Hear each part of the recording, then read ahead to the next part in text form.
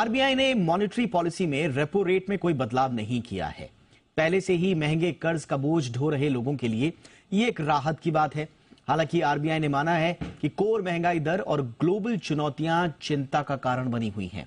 आज हम इसी पर चर्चा करेंगे, समझेंगे कि रेपो रेट के स्थिर रखने की वजह क्या रही, ये सरप्राइज क्या कहता है।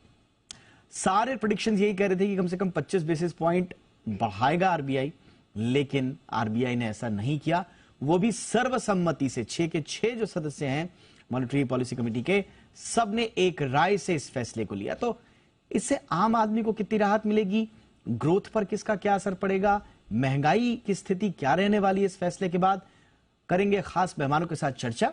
लेकिन सबसे पहले ये रिपोर्ट।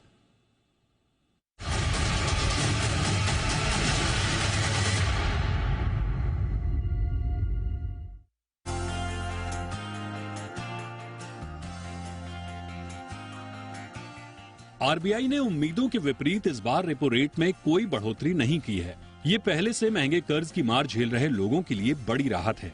यानी रेपो रेट पहले की तरह 6.5% पर बरकरार रहेगा। इससे साफ हो गया है कि होम, ऑटो, पर्सनल सहित सभी तरह के कर्ज अब और महंगे नहीं होंगे। वहीं जिन लोगों ने पहले से लोन ले रखा है उनकी ईएमआई भी नहीं बढ़ेगी। हालांकि आरबीआई गवर्नर ने ये भी माना कि प्राइसिंग प्रेशर, बैंकिंग क्राइसिस और जियोपॉलिटिकल टेंशन देश की इकोनॉमी के लिए अभी चुनौती बने हुए हैं। वहीं आरबीआई गवर्नर ने कहा कि महंगाई के मोर्चे पर उनके सामने चुनौतियां बरकरार हैं। उन्होंने कहा कि जब तक महंगाई दर तय लक्ष्य के करीब नहीं आ जाती, आरबीआई महंगाई को काबू में करने को लेकर लगातार काम करती रहेगी।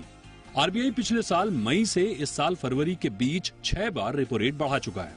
इस साल 8 फरवरी को रेपो रेट में 0.25% की बढ़ोतरी हुई थी, जबकि पिछले साल दिसंबर में इसमें 0.35% का इजाफा किया गया था। पिछले साल मई, जून, अगस्त और सितंबर की मॉनेटरी पॉलिसी में भी आरबीआई महंगाई पर काबू पाने के लिए रेपो रेट बढ़ा चुका है। मई 2022 के पहले रेपो रेट 4% था, जो इस साल फरवरी में बढ़कर 6.5% पर आ गया।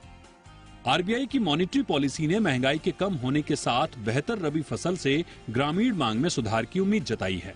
ऐसे में मौजूदा कारोबारी साल के लिए रिटेल महंगाई दर के अनुमान को 5.3% से घटाकर 5.2% कर दिया है। साथ ही मौजूदा कारोबारी साल में आरबीआई ने आर्थिक विकास दर में बढ़ोतरी करते हुए इसे 6.4% से बढ़ाकर 6.5% कर दिया है। इस तरह आरबीआई ने देश की इकोनॉमी ग्रोथ के बढ़ने का भरोसा जताया है। साथ ही उसने करंट अकाउंट घाटा काबू में रहने की भी उम्मीद जताई है। आरबीआई ने कहा कि लिक्विडिटी मैनेजमेंट पर उसकी नजर बनी हुई है। डॉलर के मुकाबले कमजोर होते रुपए की स्थिरता को लेकर भी उनकी कोशिशें जारी हैं। आरबीआई गवर्नर ने अमेरिकी बैंकों पर आए संकट को लेकर भारत की स्थिति साफ करते हुए कहा कि इसका असर भारत के बैंकों पर नहीं पड़ेगा, क्योंकि भारत में बैंकिंग सेक्टर की स्थिति बेहद मजबूत है।